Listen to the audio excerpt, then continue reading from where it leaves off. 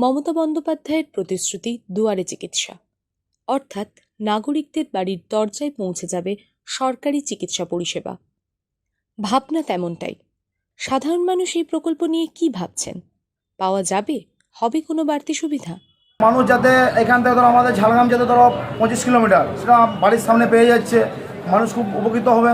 দুয়ারে স্বাস্থ্য শিবির হলে আরো মানুষের অনেক উপকৃত হবে। যারা বয়স্ক মানুষ আছে তারা যেতে পারে না দূরে চিকিৎসা করাতে, তাদের সুবিধার হবে আর কি। তো যেখানে স্বাস্থ্য বাজেট বৃদ্ধি হয়নি সেখানে ভালো স্বাস্থ্য মানুষ কোথা থেকে পাবে?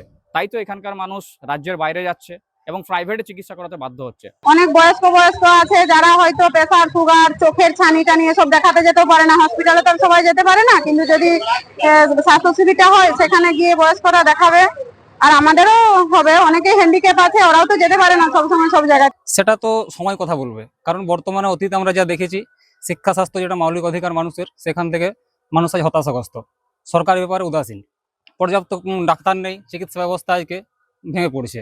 বয়স্ক লোক আছে অনেকজন, তাদের সুবিধা হবে আর কি। ফলো করুন আনন্দবাজার.com।